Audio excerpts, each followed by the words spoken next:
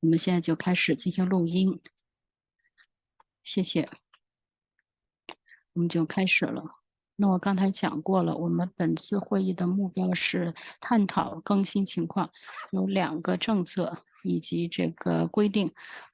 我们的 MIPA 团队在审核的，一个是温室气体排放的政策，一个是气候抗压性。那么我们今天要讲的是这期的2点到3点是讲这个温室气体排放，然后3点到4点是气候抗压力政策的更新情况。那么现在叫做草这个提议，也就是说是个概念的这个提议而已。那么具体的文本政策的更新现在还没有出台。那么我们现在是接受在这个草的这个提议，在2024年9月16号之前接受大家的书面的反馈意见，一会儿在我们的演示文稿里会告诉大家提交您的反馈意见的电邮。那么今天的内容，首先我会讲一下基本的背景。那么现在的政策如何？这是2010年的温室气体效应的这个减排的政策，然后也会讲一些这个资源，再就是活动资源，第4个是社会碳费用。那么这里所讲到的是，我们要关于这个 MIBAS 的这个温室气体排放减排是2年前开始探讨的。我们的这个呃咨询委员会在2022年开始进行探讨，这些内容都在我们的 MIPA 的这个现在演示文案所表现的网站上也有，还有一些这个其他的也是一会儿我们会再继续讲。那么关于这个背景，MIPA 的项目。那么是可能你们都清楚，那么这个是按照全国的环境政策行动叫 NEPA，那么联邦的 NEPA 是这个环境的审核是根据目前的联邦环境的行动，比如说这个那么这个州政府的这个 MIPA 就是州政府的关于州环境方面的行动。那么，在这个项目呃开始进行州政府的审批之前，要做全面的环境审核，然后看一下替代性的分析方式，让大家公共参与，作为这个审核的其中一个重要的内容。那么今天要探讨的一个是2008年的立法，要求考虑环境的变化，包括项目影响这个温室气体排放，以及对未来的气候的适应力，这是我们今天要探讨的2个主题。那么2010年，我刚才提到2011年最开始这个温室气体减排在 MIPA 是推出来，那么现在还在生效。那么政策是有不同的内容，其中一个是考虑这个温室气体排放的这个不移动型的资源，那么尤其是新楼。以及这个能源所使用的这些楼的能源使用的情况。我们现在看一下活动型的资源对这个减排，主要是交通。那么政策也谈到了和额外的一些原始资源，包括超大的这个嗯森林或者土地的清除，以及建筑项目的活动。那么目前的这种森林或土地的清除是指50英亩以上的。那么再就是 EIR 的项目，就是要求要提前准备来考虑这个环境影响的这样的报告。我刚才看到有个问题在对话里，有多少人在这个参与人？现在线上是32个参与人。那我们的是一个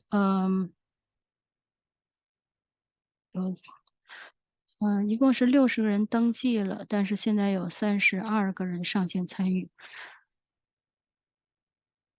那么我们现在可以进行到我们的演示文稿，是由这个能源资源部门关于这个固定型的这个资源。那么涉及到问题，我们要接受每一个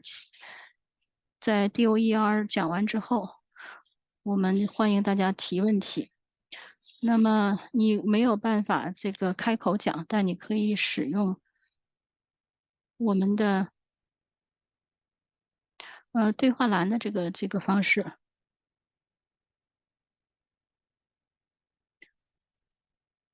DOER，大家能听到我吗？我是泡在能源资源的这个州政府的办公室，是涉及到 MIPA 的项目，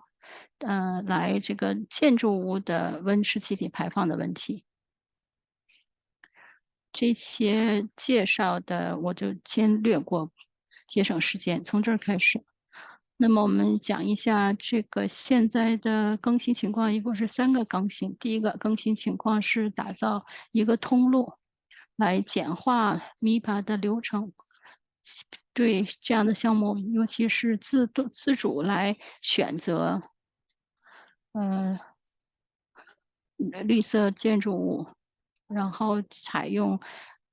温室气体减排最佳的实践的这样的建筑物，这些建筑物的建造打算使用最佳实践。那么，并不是从这个我们的审核来讲，我们可能不会去进行审核。如果这个建筑选择的是在这条通路的话，那 MIPA 审核的条就像今天差不多少的这么一个流程，完全是自觉自愿的。那么如果是他们打算不做的话，那么现在的如果你看一下，你选择不是去这个不选的话，从那之后，那我们会请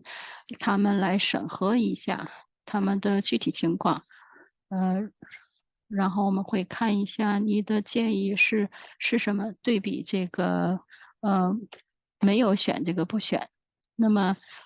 那可以是不同的层面，或者是一个楼一个楼单独来做，比如说你的项目有10个楼。你可以选择6个楼去合规这个不选的这样的每一个楼，那么完成审核。其他的楼可以选择这个正常的流程。所以这个设计就是说是任何一个项目都可以自由选择。那么最后我们会探讨一下这个不选的一些的具体的细则。那么这个我们就略过了，因为下边会有非常清楚的讲这个不选的具体内容。第二个更新，我们建议的是更改现在减排委员会的表达方式。我们现在的表达是，我们的使命是按照多少更好的温室气体减排，按照这个建筑法来定的。那么这个是过时了的。现在的战略，我们正在使用的，来这个减排。那么它没有能够完整的捕捉到电气化，没有捕捉我们去努力用这个电动车。我们现在建议的是，能够更好一点的来表达，有一些具体的表达法。如果一个项目说是有这个用这个空间这种这个加热，而不是说是用水加热。那其他的特点，比如说减少这个楼的这个热的效果，有更好的泰迪的读数。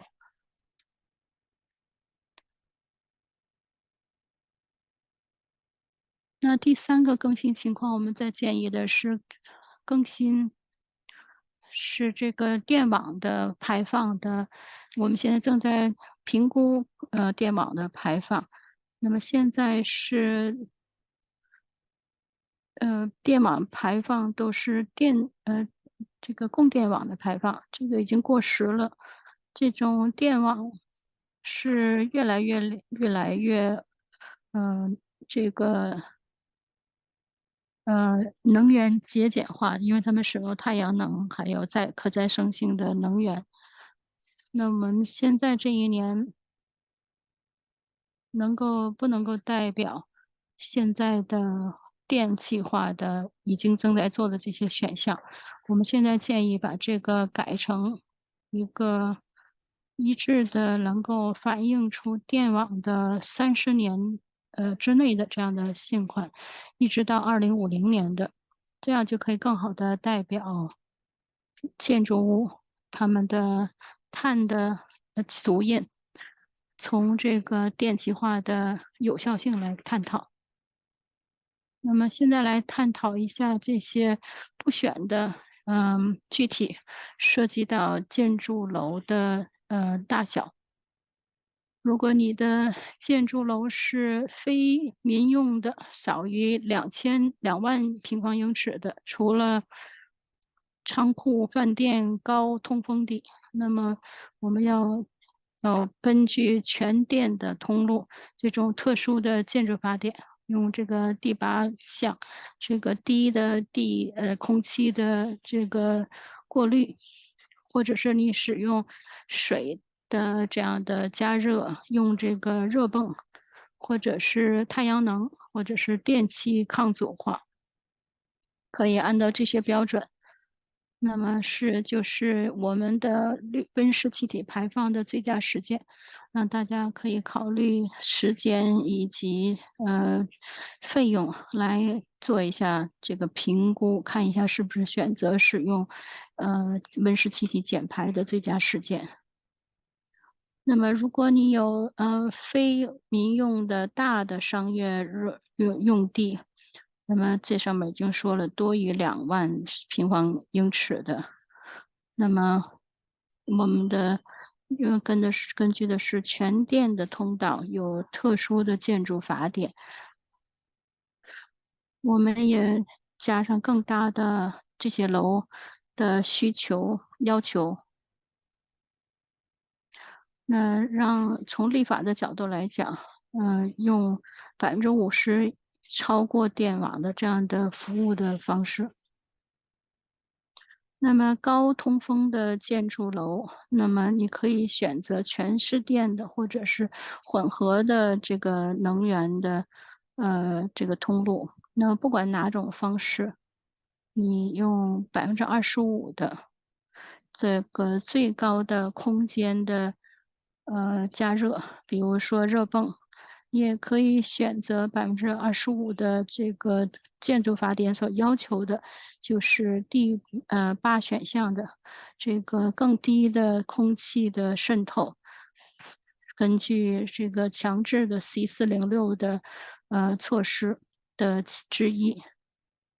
我们的这些仓库类型是一样的，全部用电或者是混合用的，有25%的最高的这个承载力，热泵空间加热。那么其中一个变化是来使用，提高叫做房顶的 R40的这样的房顶，这里被认定为这个增值是呃对这个仓库的大的碳化足印，就是它的屋顶，会提高仓库的屋顶，因为同样的这样的房顶可以能够去作为候选人来加上太阳能。我们目前是想提高这个房顶，这样我们不用做未来的任何的修建或者是改造。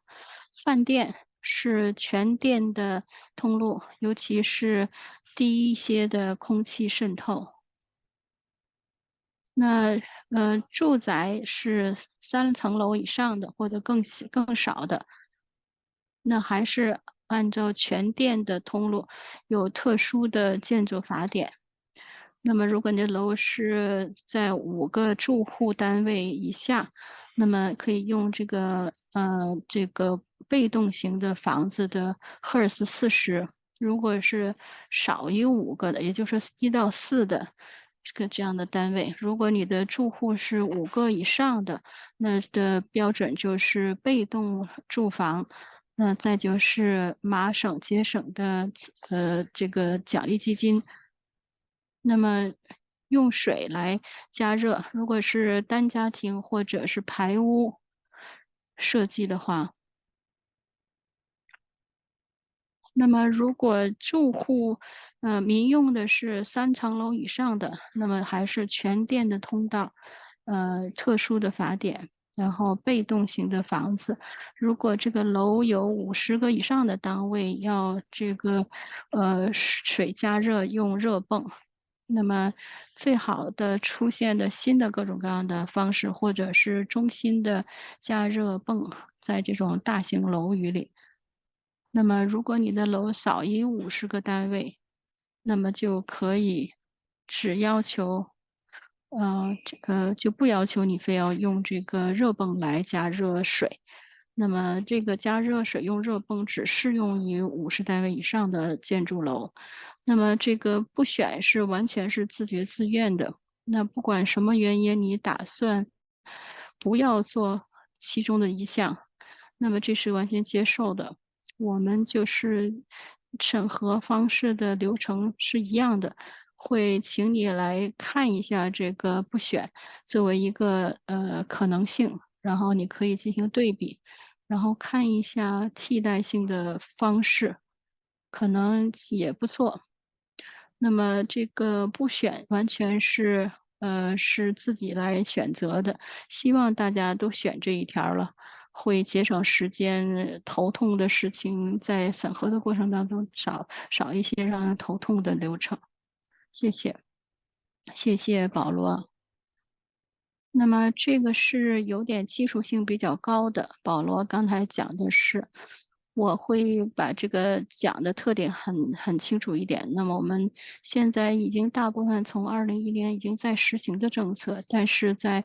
保罗最开始没讲到的那些演示文稿儿，那么有一些变化，对于这个楼的这个建筑法典有一些变化。自从2022年在这个法律受强制规定的建筑法章里有一些新加的条款，在 MIPA 如果说是高这个层面的这样的治理的使命，那我们的这个审核的 MIPA 的审核也会更加的线性化，更加的简化。这个是变化的，从这个固定的资源的一个重要的罗的演示文稿。那么我们现在讲一下接下来的几个层面是 MIBA 的关于的温室气体排放的，刚才讲的是不动型的这个来源，刚才是能源有效部门的保罗做的演示文稿。那我们还有3个涉及到温室气体减排的政策。那么这3个层面可以分类，有的是有概念的。非常的在概念化的这个，比如说这个不动化的这个资源已经有演示文稿，其他的内容还是在概念这个情况下。那希望这些概念可以提供给大众，让大家早期做出一些反馈意见，然后再做出文本来反映出来这些变化。第一个就是土地的更改，尤其是这种轻森林和轻土地的。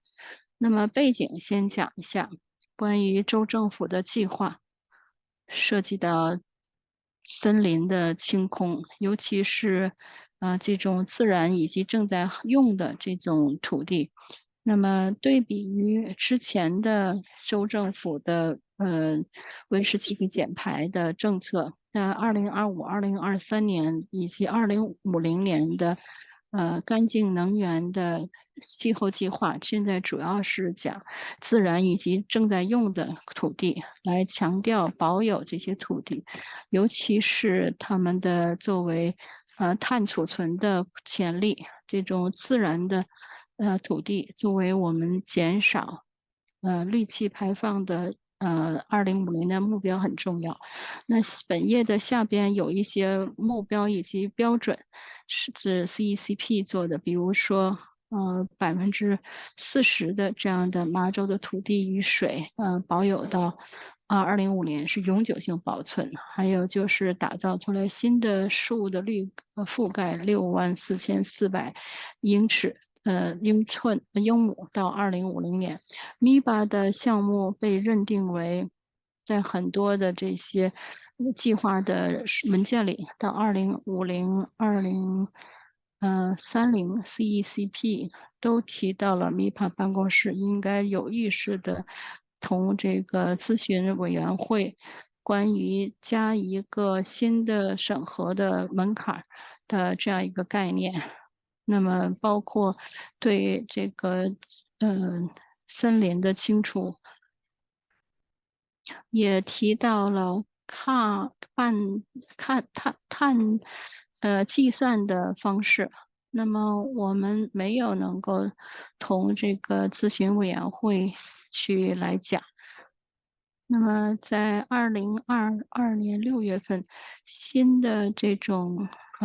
监管型的呃阀值进行了探讨，但是当时并没有做出直接的改变。2023年，马州气候所为这个新局长的，他重新提出来，MIPA 的政策应该有这种监管型的改变，包括碳阀值的新数字，涉及到减排的政策也是要考虑，并且降低政策所要求的这些英亩数的这个限定上额。那当时的建议也指到了打造更多的这个温室气体减排的资金。VIPA 办公室现在还没有在考虑做一个监管性的变化的政策的变化。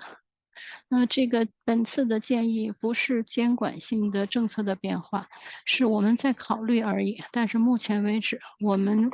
就是政策上改变。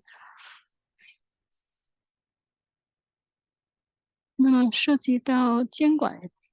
那这个是我们的审核的标准。那这主要的就是说是直接改变50或更多的英亩为也 EIR 或者 environmental 的影响报告必须出来25英亩以上的，还有 ENF。我们不建议说是把这些标准现在就改了，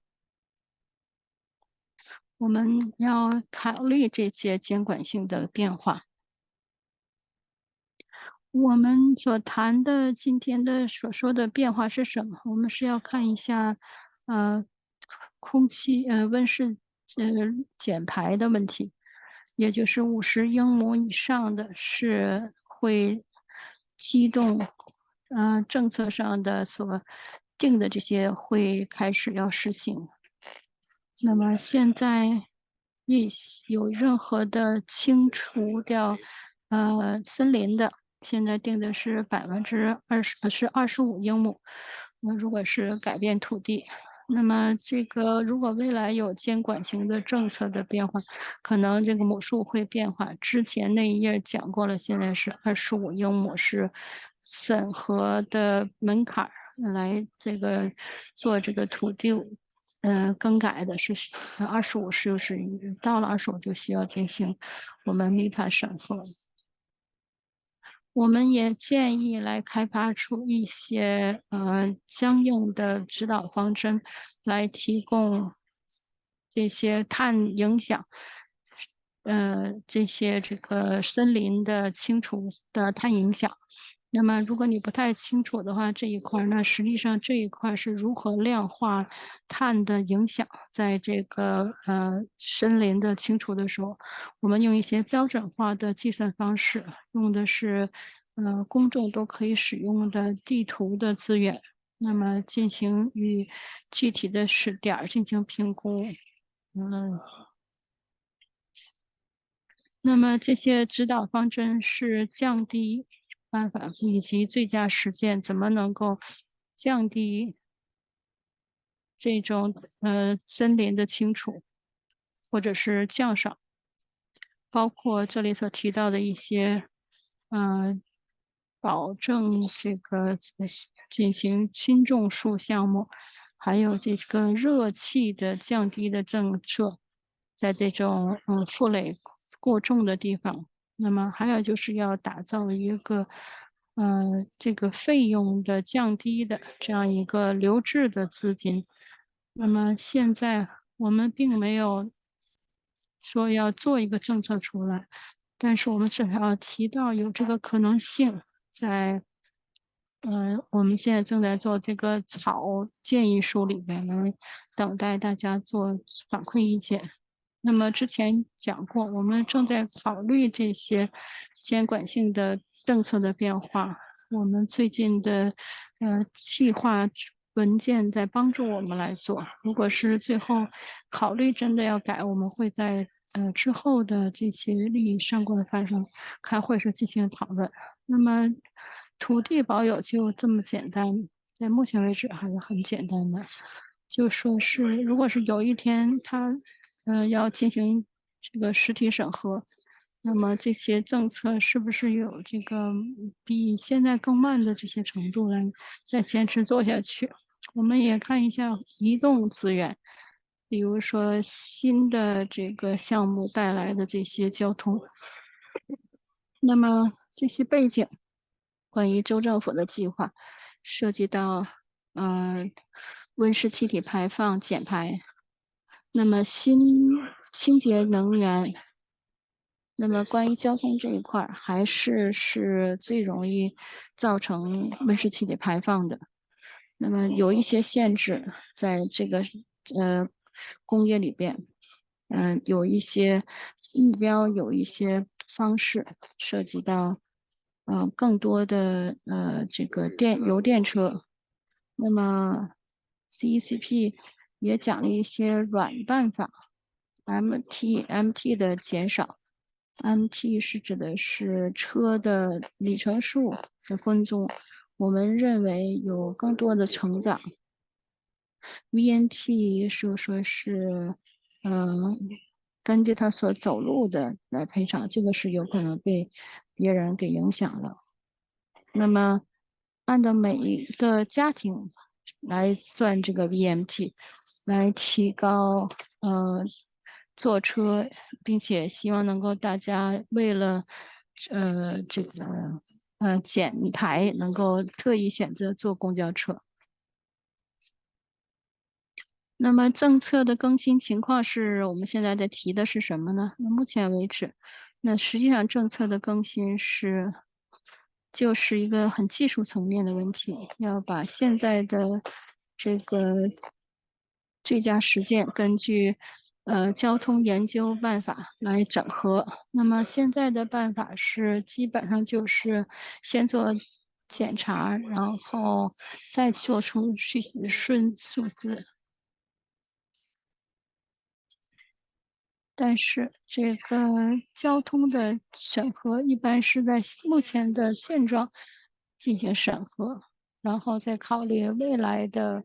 没有这个建新楼的情况下的这样的情况怎么样？对比现在已经建好的这些楼的情况，这些没有建好的和这些旧的都表现出来项目对他们的影响。那么，这就是为什么温室气体减排的计算方式是很重要的。但是因为我们的温室气体效用有一些过时了，那么最重要的变化是技术性的层面，让现在的做法跟这个实际上有任何的这个分歧，但是现实过程当中肯定不会有任何的身体让你有的动作。那么现在这个变化，嗯，那我们现在要，这是一个概念性的定义，那建议。那么因为我们的州政府的计划来指的是我们的目标是减少温室气体排放，我们也考虑来一个标准化的计算方式来上报 EMT。那么把这个一共的 EMT 计算出来，这是这个在现场根据计算的基础，根据家庭人数，可以计算出每家庭的标准的这个计算方式。那么大家可能知道，加州已经把这个框架开始使用了，来上报IMT 来这个同交通的这样的温室气体排放来联系到一起。我们现在不是要求很复杂的这种按照哪一个点儿评估来，或者是包括工作，包括这种通勤，我们还是用标准化的方式。根据现在，公众可以能够使用的资源，作为一个很简单的办法来跟进这个 CECP 的目标。那我们也提供指导方针，降低战略。那么就像刚才说的，固定性的资源，那么 VMT 的每个家庭可以能够来做一些不选的这样的战略，做这种高智力的使命的这样的楼，或者是提高这个交通的这个影响力。那么这些有些虽然是概念性的，但如果是大家反馈意见更好的话，我们会把这个形成文本。嗯，到目前为止，我们提议是一个汇报型的一个方式，嗯、来计算一共的 VMT 的每家的这样的数字。那么下边我们有在考虑未来的变化，给环境公益规章来处理交通所造成的空气的排放。这个以后的各个利益相关方复议的时候，我们会再具体讲。我们现在还在审核当中。那么这就是移动性的这个资源，最后一个是碳的社会费用。那么这个回应的是一个建议，在2023年的气候主导建议书里边，那么州政府的 MIPA 办公室要根据联邦的 MIPA 的指导方针CEQ 现在是法定要求所有联邦的 MIPA review 来思考这个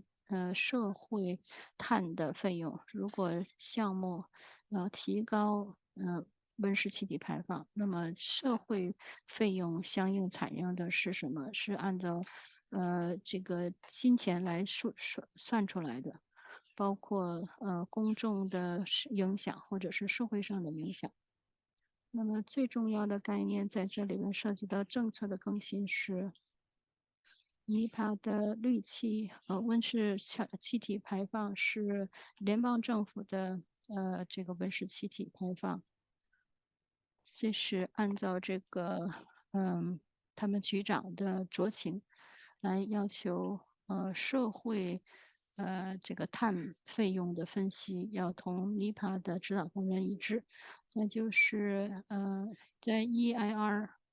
我们要同社会碳的这个费用要相连接，这个是在2024年3月份开始的，还有其他的一些因素也会随着时间推移而改变，所以说政策并没有谈到具体的这个价值的数值。而只是提到说邹政府已经接受了这个方式的价值。我们整合了社会这个碳的费用，在一个项目里边是用新的煤气的管道，那很有可能会应用于大的这种能源或者是扩展的这样的项目。那么概念是整合一些语言，可以让大家考虑，按照每个具体的案件来处理。这个是未来的今年、明年的时间表，大家可能都清楚。我们现在正在做这个草的这个文本建议，然后也更小的一些这个焦点小组，如果你要求的话，我们可以来举办。如果今天想要求，这个做一些焦点的小组，请联系我们。那么我们会有具体的文本，在秋天的时候会让大家来看一下。那么政策的更新，希望是2025年最后出台。我们的让大家来参与，这个是电影由 MIPA 横线 rex@mars.com，这个是9月16号之前要发这个反馈意见所用的电邮。我们也可以选这个 listserv 来可以看一下之后的更新情况。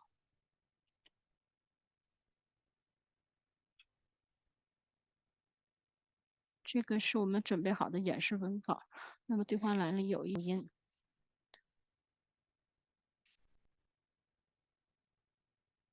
那么这个阶段我们要讲的是米巴的气候抗压力政策，是气候变化的抗压性。我们叫做这个草本，是一个概念性的建议书，或者是公共建议，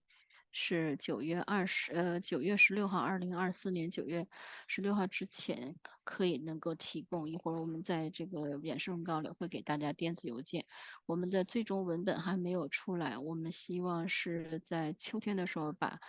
最终文本提供给大家，让大家进行提供反馈意见。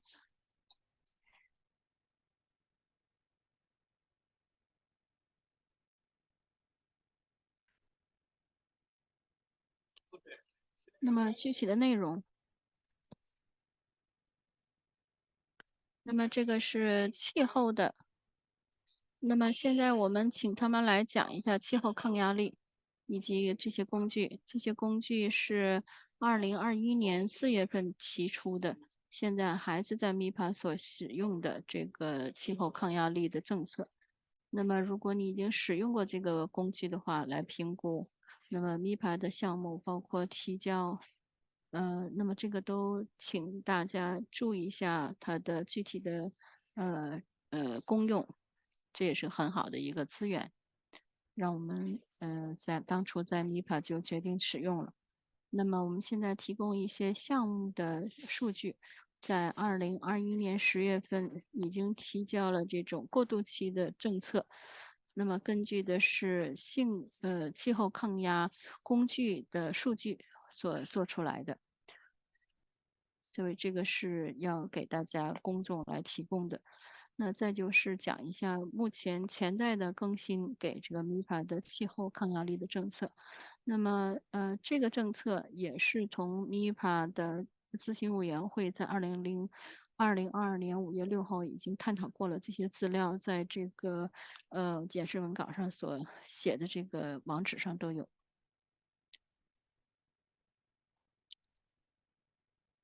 那么刚才讲到过，那么这种全球的变暖是2022年立法已经来应对这个气候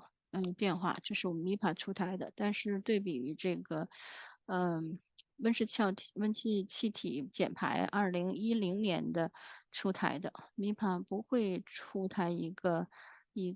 气候抗压以及适应的这样一个政策。2014年的时候，我们就提出了这个的草稿，但是一直都没有最后出台。那么，行政令569当时是 Baker，州长所提供出来的，还有这个 Hazard 它的这个也是在2018年出台。那我之前提到2021年4月份的时候，州政府出台了州政府的气候抗压设计标准工具推出，那这是给公众使用的，让大家使用者可以能够根据一些项目的具体的资料，可以能够迅速的评估此项目在未来的情况下的情况如何。那么这个工具提出来之后，MIPA 就提供了一个2021年10月份提出一个这样一个过渡期的规章来使用这些这个工具。那么自从2022年12月份，那么麻州气候改变评估又推台，那个叫做这个 NASPRIN，是更多的这种抗压令的海岸的法典出台。那现在我会来讲一下，我们的工具。Caitlin 在这里是 EA 的，这个气候变化办公室的，请他来讲一下这个工具是什么，以及它最重要的功能是什么。请 Caitlin 来讲话。谢谢 Tory，我是很开心，我是这个气候抗压力设计标准工具。那么，这个气候的设定标准是来做一些这个初步的气候抗压分析，让大家可以能够广泛使用。任何一个项目设计者或者是要了解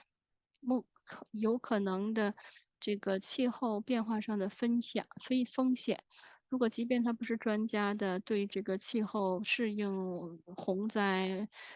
这个暴热等等。那么这个工具最开始是使用于气候聪明的资本计划上面，这是州政府层面做的，也是让大家更加的清楚来讲怎么把气候抗压力在这个建筑楼设计或者是采买的过程当中就已经使用。这个工具给的是一些建议，根据气候的抗压性，呃，以及在这个州政府的这个对气候的预期，也针对于不同的项目，是一个整合的一个工具。进行在州政府像 MIPA 的这样的州政府机构来支持他们申请的所接到的这些申请的项目，以及这个批的一些这个奖金的这些工具。那么这个气候的设计的这个工具是分解项目气候的风险，并且给一个探讨。进行计划、早期设计以及评估。这种标准化的工具是在麻州，是根据不同的这个建议、不同的资产建议的是什么，它的功能最重要是什么，它的不同的气候的危害的敏感度是怎么样，是什么样的建筑，而且它的这个最后的使用年份是多少。这个工具最开始是非常有用的。这个在推出这个项目的时候，比如说在哪里放在哪里，什么样的项目，然后花多长时间来做这个，进行评估，然后建议在这个项目的最初的时候是建议是这样使用这个工具，最开始的时候就使用这个工具，可以嗯、在最下边右手，屏幕的最下边右手，那么登记者你就可以使用这个工具，给你很多资源、文件、记录、工具如何使用，并且提供指导方针以及最佳实践。如果你使用这个工具有问题，它的反馈意见，这些资源都是很有用的。给大家提供反馈意见，来如何回答，资料怎么样。如果你是很感兴趣，数据是什么样的话，那么来这个把这个风险这些资料也是在网上都有，在网上大家应该都看到，在这个原手稿上大家也看到了。那么用户可以打造出一个这个登记做一个账户，那外部的这个呃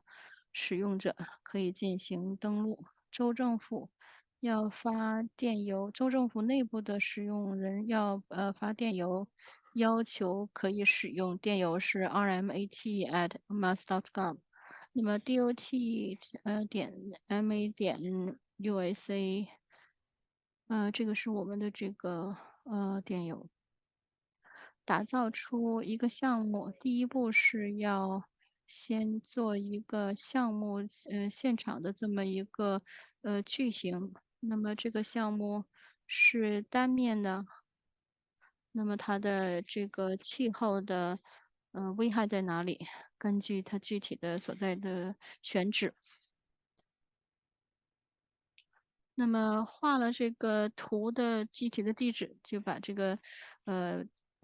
形状存储起来。那用户可以使用提供一些具体的问题，那么风险以及好处。第一步是把这个项目的核心的资料，比如说项目是什么。第二步，让这个用户提供这种生态的服务的好处。第三步，让用户回答问题，涉及到暴露于这个气候的危害。再就是嗯、让用户来打造出一些具体的这个楼的具体的资产，比如说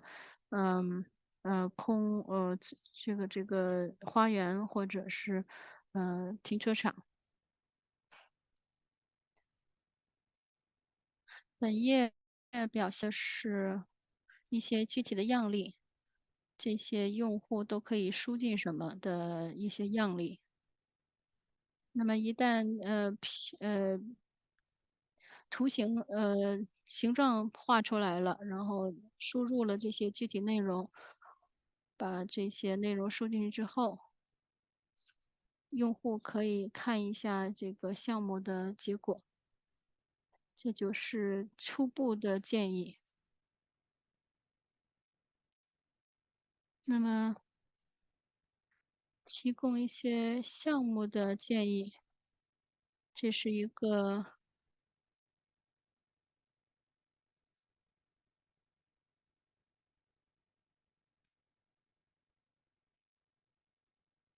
项目会提供一些资料，有4种不同的项目，包括海平面的生长以及这个呃暴雨，或者是极热，也是被暴露的，或者是河水的水灾。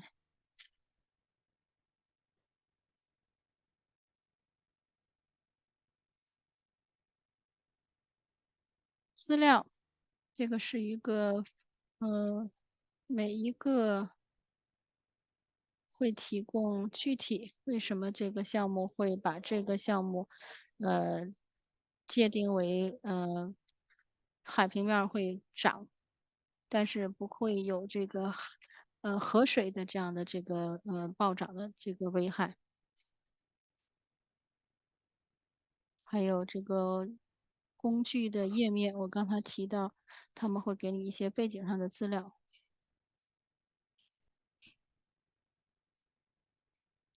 项目的暴露，每一个是接受一个风险的评估。比如说，有3个资产，那么交通上的，基础设施上的类型的评估的使用年份是40年。那么这种环保的这个提高，可能会加上20年的使用。再就是大坝以及水灾的控制，可能会使用期限是50年。每一个建造资产都有它自己的风险的打分，都涉及到这个气候，风险这些危害。那么比如说项目被定为没有，大家已知的风险的这个等级，只有一个 D 等级的风险。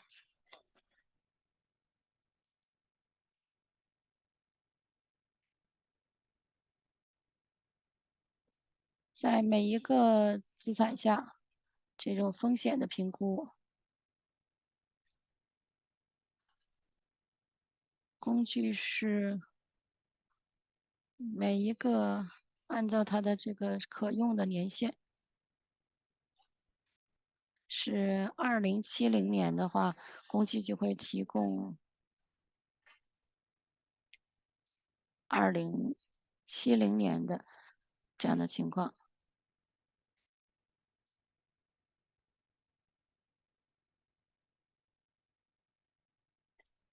这种阶段的设计，以及最后的阶段，也就是2%的每年的发洪灾。那这个工具也提供一些设计的标准，以及初级的设计的值，包括多次发水灾的参数，以及海平面上涨的参数，以及所建议的回报的区间。那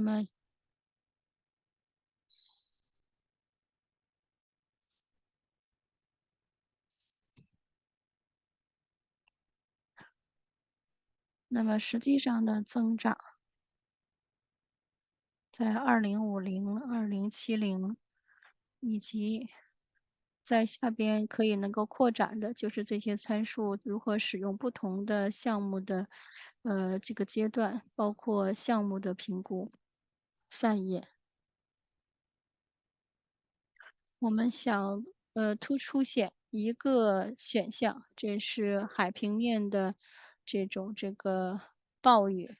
造成海平面的增长，让用户可以知道这个项目现场哪一部分可能会更加容易面临海岸的海平面的上涨。那么这个夏天会出台这个新的版本，在这一块儿上。这是个例子，同样类型的结果，对这个极端暴雨天气，2050年是建议的是要按照100年的或者是1%的每年的这样的年度的暴雨。那么这个是一个自然的这个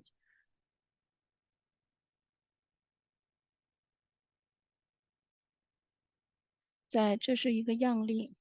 是结果。是气候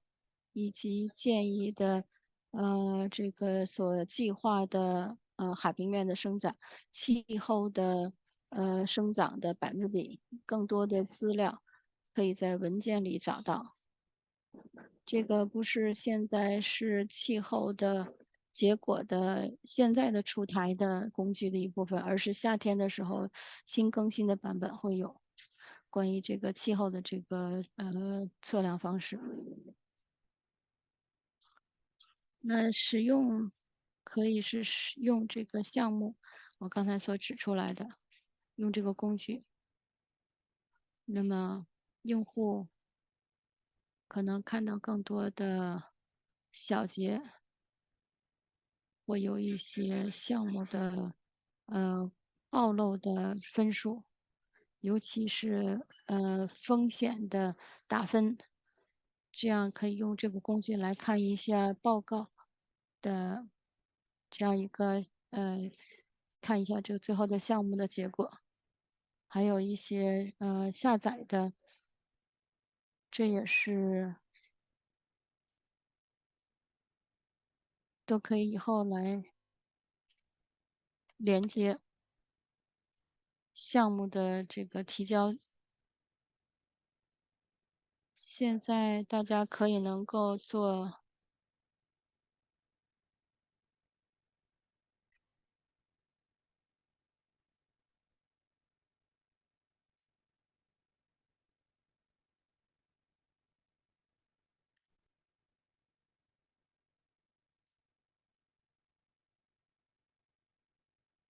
那么你提交了这个提交报告，你就不可以再更改这个项目的资料了。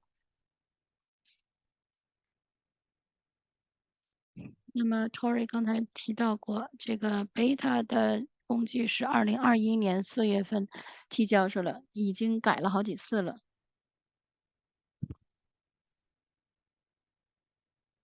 1.3、1.0版正在做，1.3正在做，还有一些额外的地图。那么还有就是加一些这个修补这些漏洞的，也正在做。这个不是我们的工具的一部分，但是我想讲一下，这是抗压点gov massgov 这个网站讲的是全面的气候以及降雨的数据。所预测的这个气候、气温和降雨的这些数字，根据我们的工具，所以这是个很好的大家可以去看的地方。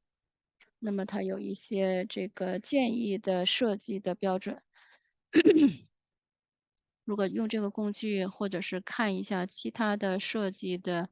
这样的这个暴雨以及这个气候的设计。我想要指出来，有一些资源大家可以学习的是麻州的，呃，主要的关于这个 EA 的油管的频道有3个视频，有一些文件关于使用麻州的。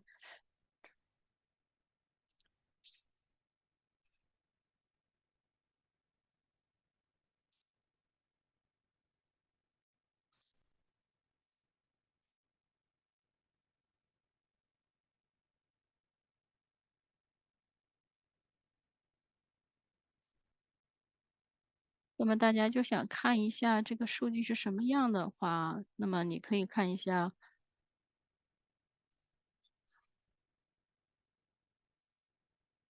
下一页，就这些了。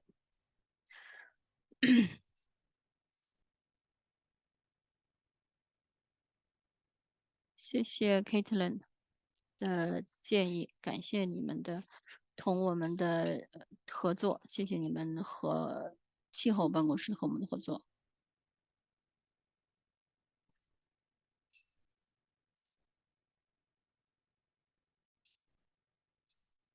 我们已经做好了关于这个功能。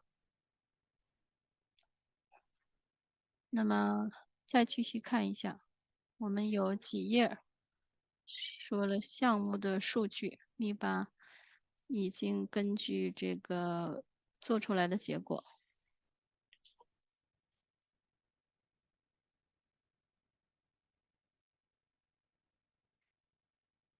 这些是2021年开始的，这是最开始的过渡期的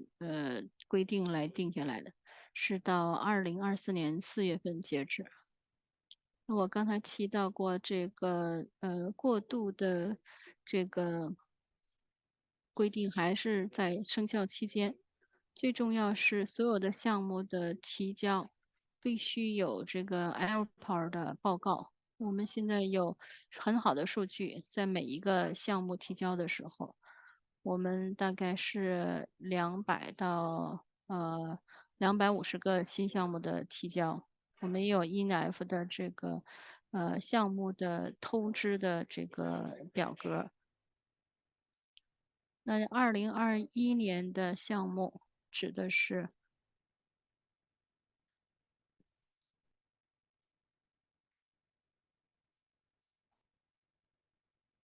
那在工具里边在表现的是最重要的目标，最开始是整合数据，把未来的政策的更新做好基础，已经是1年了啊，差不多2年了。我们感觉我们现在情况很不错，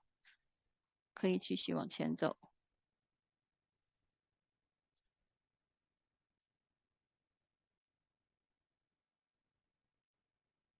项目我们讲过了，每一个新的项目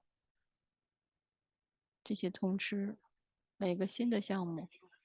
都要求要提交抗压的标准的报告。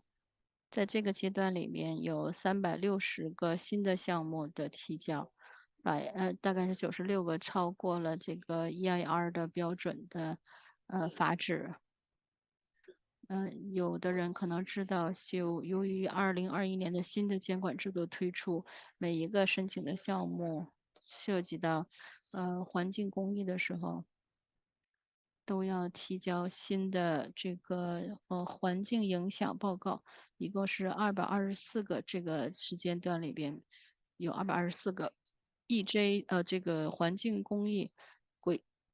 规定是2022年1月份开始生效的。涉及到项目类型，工具 Caitlin 刚才已经提到过了，这个分类有3个不同的分类。第一个是打造这个建筑物楼，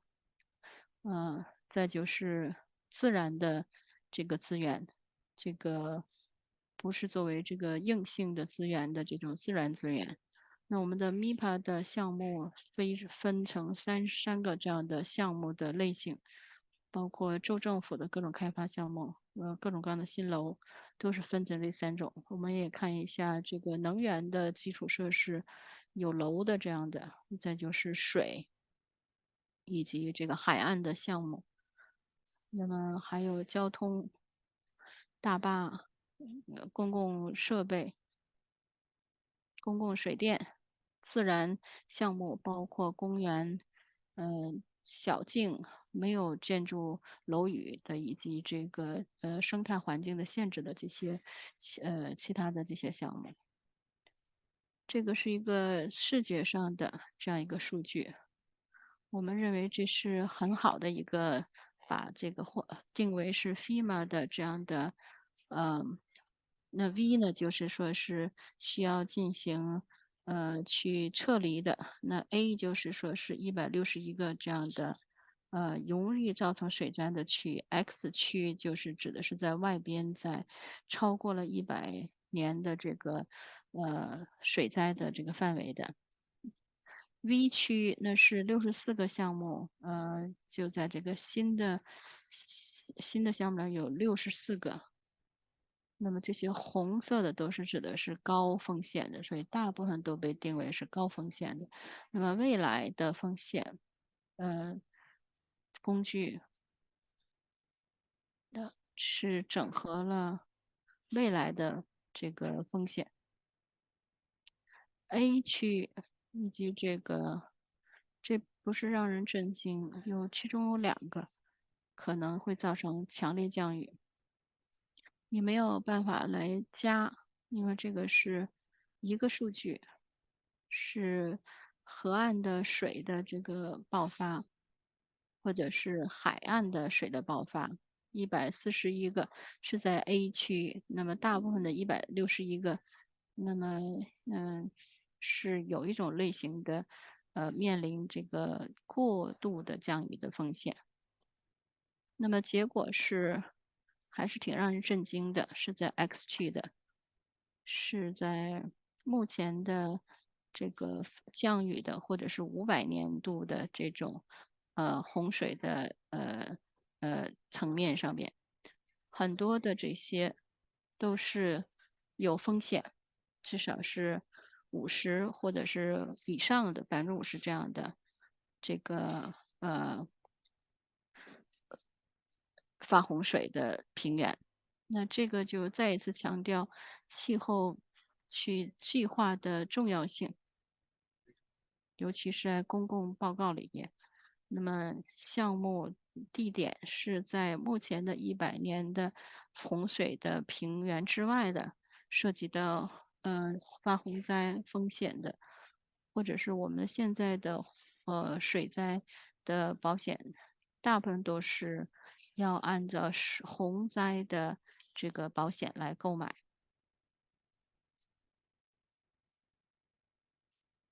我们也搜集了一些数据，涉及到项目在这个224个362道中间有224个涉及到环境公益的。那么我们不是很震惊的看到，大部分都是有175个都是这个城市的高发洪水的情况的这样的建筑物。再就是极热的这样的天气。那之前那一页提到过，这种极热，我们看到大部分的楼都有这个风险，被这个在这个使用年限里边都被定为是高风险，有可能会面临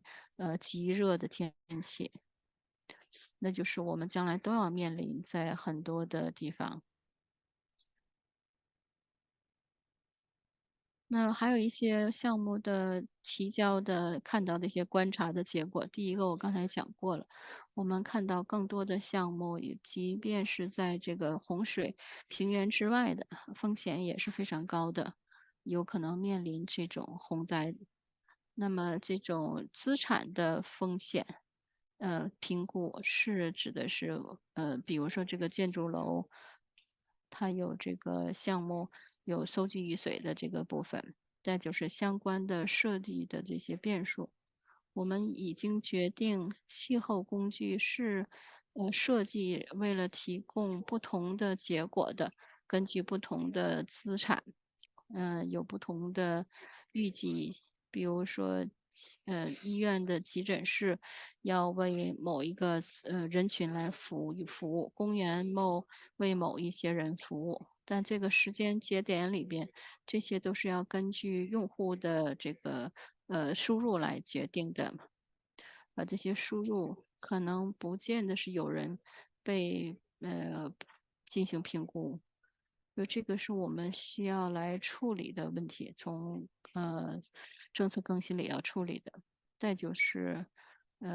具体的这个量的分析来支持呃这个建筑物的设计，来表现出对气候抗压力的承受。我们现在进入到具体我们要提供什么样的更改。首先，最基本的提交，我们建议的是继续来要求这种标准化的输出报告。我们看到很好的这个遵守。我所理解的是，项目的使用是很简单的。嗯，我们建议会继续来使用，我们也建议来更改议案表格，来包括一些这个具体的办法，尤其是可以能够在工具里进行这个分析的这些工具，我们也建议来包括 FEMA 的水灾区，让大家可以清楚的了解现在你的要建的地方是不是在这个发洪灾的这个平原上。我们也要求现在也是一个陈述性的说明项目是不是会同所做的建议是一致的，有以及要采用的具体的应对的措施要有一段解释的说明。那这个我们现在要进入到一些额外的所要求的我们对 EIR 的分析，这个同其他的政策是所建议的是都是整合一致的。那最重要的一条就是来处理项目是不是用这个工具建议来讲是一致的。从这个量的这个角度来讲，我们会让这个项目来看一下这个具体的数字的价值，作为这个项目的第一步。而且还让他们可以能够考虑这个不同的替代型的地点这样的方式。如果是项目没有办法达到这个要求，EIR 要处理的是替代性的设计，以及这个适应的战略，以及同本地以及州政府的强制性要求要合规。我们看到一些呃用户评估的这个使用，至于这个项目的具体的使用。那之前的政策会讲一些最佳实践，这个要呃对这个已经在这个比如说大部分的常做的这个永久的项目，应该是进行评估，并且要40到60年。我们看到一些项目，这种大的民用的建筑物，也有提交的使用年限只有20年、30年，最佳实践是要求他们的使用年限更长一点。那中到南的这样的这个地方是长久使用的、永久性的这些设施不可以是临时用的。那么工具的也在 EIR 里边要进行提交。那这个报告的可使用性，我们建议的是，分析用于 EIR，这个是最基本的规定，在我们一般办公室的最根本的规定。那么 EIR 是 EJ 环境的公益所要求的，环境公益的立法要求一定要考虑到气候变化。那我们并不是说要限制这样的叫EIR 的这样的这个审核的阀值的最重要的这些阀值。那么当然这个他们局长来自行酌量这个 EIR。那么 NPC 的这个项目改变的通知要求要有气候的这个结果报告作为附件。那么实际上来说，我们要求 NPC 的评估。那么现在这个气候数字不断变化，以及持续的重要性，涉及到气候的变化的重要性，我们觉得项目的改变的通知很重要，也要作为附件。来进行最基本的使用工具来做气候风险的评估。那再就是我们有一些这个酌情权，涉及到气候的分析，还有一个工具的，这个不是作为这个暴露的这样一个气候的，比如说海平面的上涨。如果是工具说你没有被暴露，那么 EIR 就不需要再处理。那么实际上的分析，我们来看一下具体的 EIR 的具体的内容是什么，要求什么。那么概念是政策会给出最基本的要求，涉及到气候的评估。那这一段儿非常的技术性强。那我刚才讲到过，大部分的评估我们所接到的都是，一种这个量的，这样一个陈述的一个政策里会有一些最基本的，但是因为这个项目有实际上的这些数字，而且功能性很好。那这个不会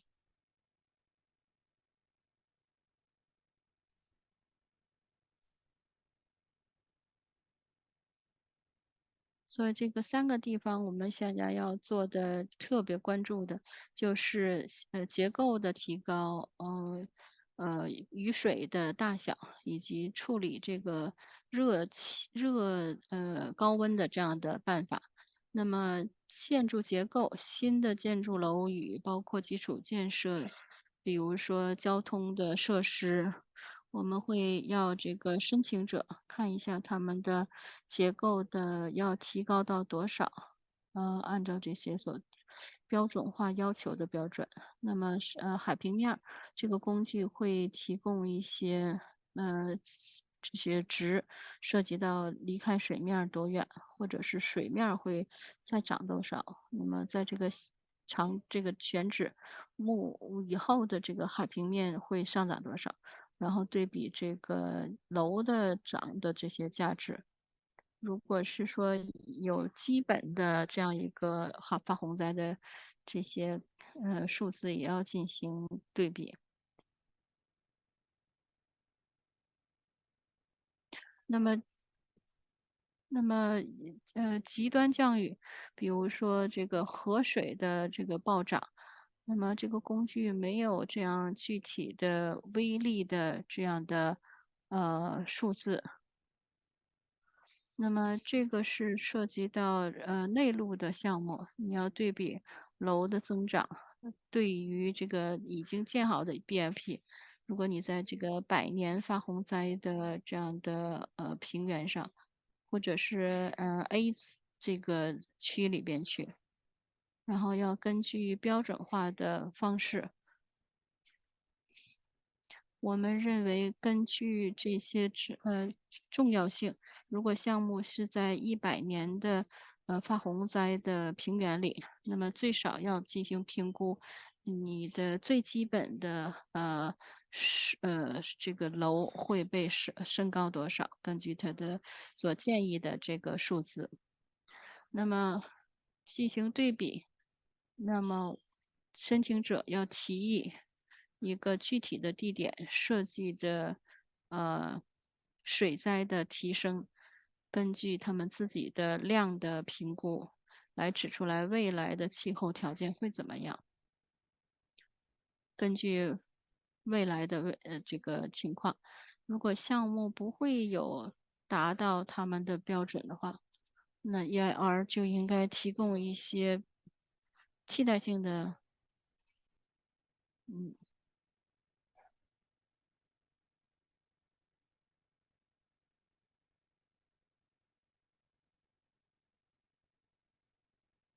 这个是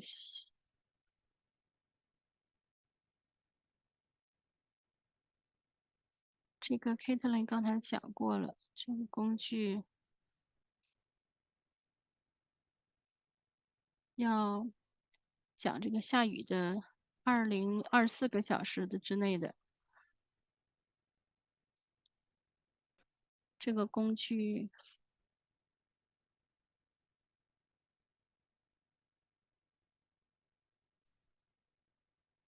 大家可以看一下未来的这个下雨，这个可以进行对比。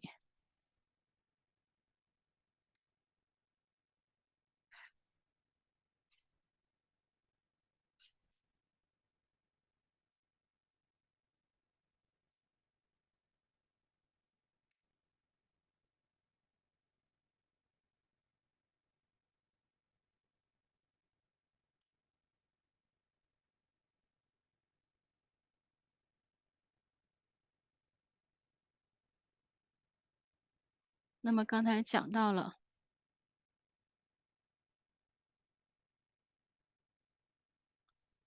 那么这是第一条，可能大家要看一下，我们要调整一下。这个工具刚说要更新，要提高，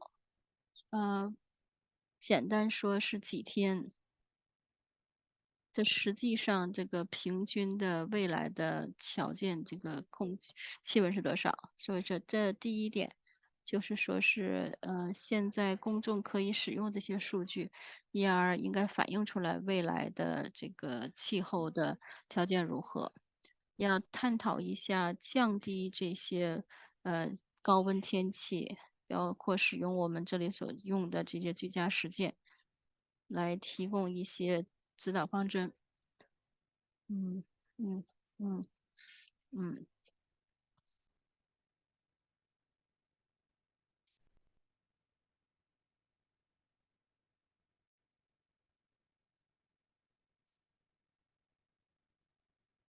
那么我们现在有这个高风险，在每一个项目里边，我们有一些办法来评估项目的现在已经在这个有特殊的，比如说目前的树啊，这些地方政策是要求一些特殊的处理，也包括减少这些树的产出。我们还看的是一些策略，我们了解的是 Somerville 城市，比如说他们有这个呃这个有项目的现场有某一些绿色的战略，而且要上报给市政府，而且他们有分数派发，有一些框架类似于这个 Somerville 的，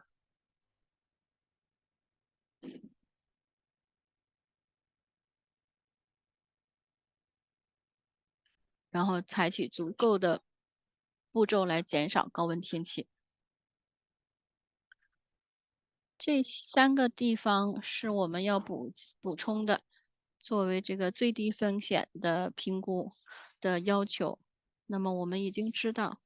有一些这些内容语言已经在 MIPA 的证书里边有，这些我们都在要求，他们在处理。我们觉得这个不是一个太大的变化，我们认为这个是合理的。因为大部分都是对比项目的设计，通过这个气候的变化。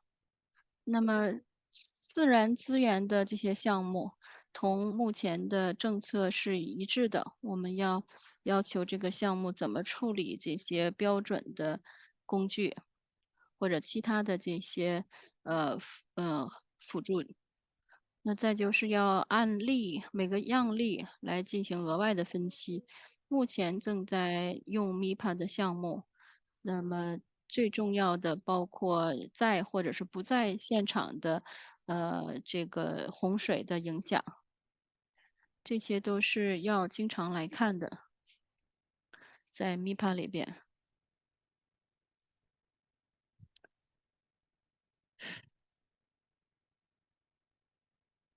这个是我们的建议，这个是我们的时间表，我们有一些建议。这是公众资源，我们会做焦点的小组，如果你们有要求的话。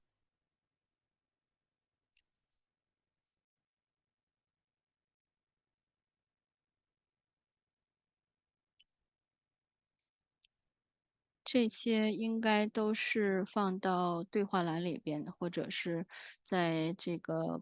问答题里边。如果你没找到，请通知我们。你也可以直接到网上 Google MIBA，或者是进到我们监管更新网页看具体的资料。我们今天的气候抗压力就讲完了，我们把录音结束掉，欢迎大家。